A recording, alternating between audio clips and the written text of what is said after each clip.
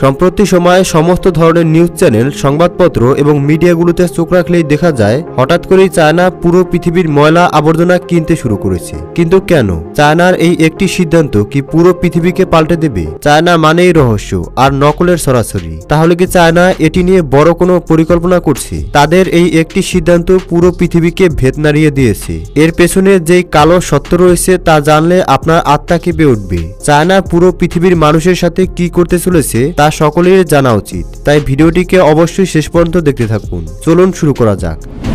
একের পর এক চীন একাই পুরো পৃথিবী থেকে ময়লা আবর্জনা কিনছে। কিন্তু সবচেয়ে বড় প্রশ্নটি হলো তারা এমনটি কেন করছে? তাদের এই একটি সিদ্ধান্ত পুরো পৃথিবীর উপরে বড় একটি সমস্যা দাঁড় করিয়ে দিয়েছে।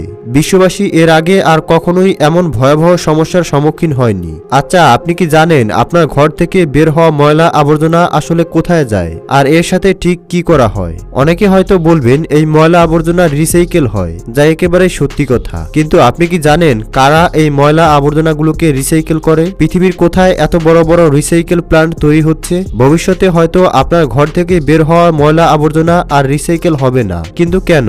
কারণ প্লাস্টিক সহ বিভিন্ন জিনিস সহজে পচে মাটির সাথে মিশে যায় না। তাই এগুলো রিসাইকেল না করলে তা বিশ্ববাসীর জন্য হুমকি হয়ে দাঁড়াবে। রিসাইকেল না করলে ময়লা আবর্জনাগুলো কোথায় যাবে? এর উত্তর জানতে হলে আপনাকে 15 থেকে 20 বছর পেছনে ফিরে তাকাতে হবে। এখন যেমন মানুষের মনে প্রশ্ন জাগছে তাদের ঘর থেকে বের হওয়া ময়লা আবর্জনা কোথায় রিসাইকেল করা হবে, আজ থেকে কয়েক বছর আগেও ঠিক একই প্রশ্ন মানুষের মাথায় ঘুরপাক খেত। তখন বিশ্বের কয়েকটি দেশে রিসাইকেল প্রসেসিং নিয়ে কথা বলছিল আর মানুষদেরকে সচেতন করার জন্য প্রতিটি এলাকাতেই বিভিন্ন রঙের ডাস্টবিন ব্যবহার করা হতো। আর মানুষদেরকে বোঝানো হয়েছে তারা কোন ময়লার জন্য কোন ডাস্টবিন ব্যবহার করবে। আর এর জন্য অনেক বিজ্ঞাপনের ব্যবস্থাও করা হয়েছিল।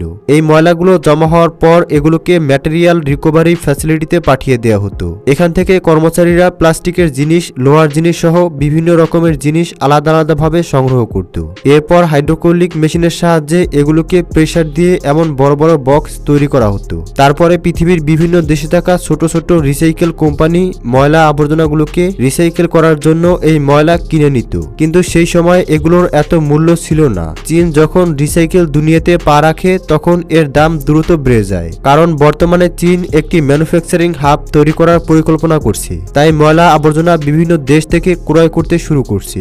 আর এর মধ্যে কোটি কোটি ডলার মুনাফা তাদেরকে এই স্বপ্নের দিকে আরো বেশি এগিয়ে নিয়ে যাচ্ছে। চায়নাতে বর্তমানে অনেক বড় বড় রিসাইকেলিং প্ল্যান্ট রয়েছে যা পৃথিবীর আর কোনো দেশেই নেই। তাই পৃথিবীর অন্যান্য রিসাইকেলিং কোম্পানিগুলো যখন এই সম্পর্কে জানতে পারে তখন এই রিসাইকেলিং কোম্পানিগুলো নিজেরাই তাদের ময়লা আবর্জনা নিয়ে চীনের কাছে পৌঁছে দেওয়া শুরু করে। কারণ চীন এই ময়লা আবর্জনাগুলোর উপযুক্ত দাম দিত আর চীন এগুলো রিসাইকেলিং করে আরো উন্নত মানের পণ্য তৈরি করে পুনরায় বিভিন্ন দেশে রপ্তানি করত।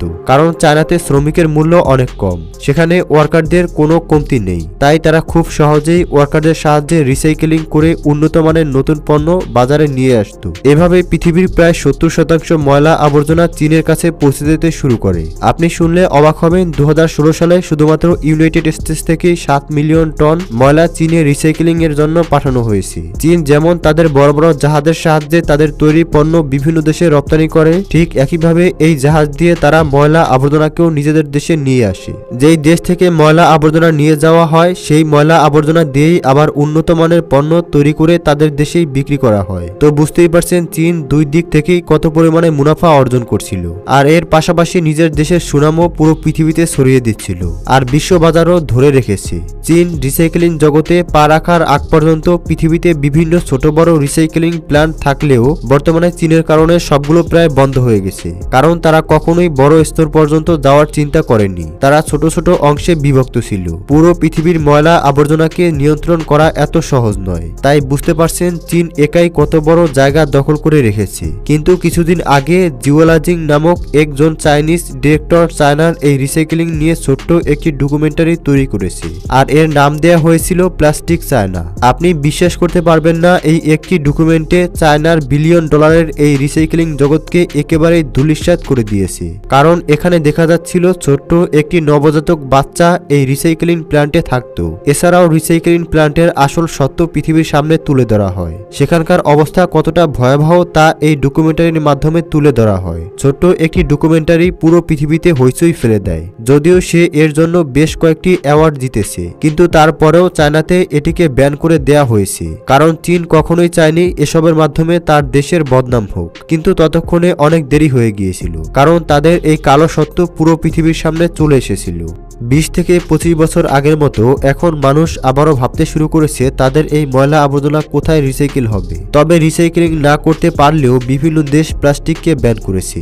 বিভিন্ন দেশে প্লাস্টিক ব্যাগের পরিবর্তে সহজে পচে যাবে এমন জিনিস ব্যবহার করা হচ্ছে, কিন্তু সেগুলো উপযুক্ত সমাধান করতে না পারার কারণে এখনো বিভিন্ন দেশে বিপুল সংখ্যক প্লাস্টিকের প্রচলন রয়েছে। কানাডাতে প্লাস্টিক ব্যান করার জন্য বিভিন্ন রকমের কঠিন নিয়ম তৈরি করা হচ্ছে, কিন্তু তারপরেও তা একেবারে ব্যান করা এত সহজ নয়। তাই বর্তমানে কোনো দেশ যদি পরিবেশের কথা মাথায় রেখে চীনের সেই জায়গা দখল করতে পারে, তাহলে বিশ্বে তার উচ্চ অবস্থান কেউ ঠেকাতে পারবে না। আপনার কি মনে হয় না আমাদের দেশেও পরিবেশের কথা মাথায় রেখে উপযুক্ত রিসাইক্লিং প্ল্যান্ট আবিষ্কার করা উচিত? কারণ এর ফলে অনেক কর্মসংস্থান তৈরি হবে। এই সম্পর্কে আপনার কি মতামত অবশ্যই কমেন্টসের মাধ্যমে জানাবেন। ধন্যবাদ।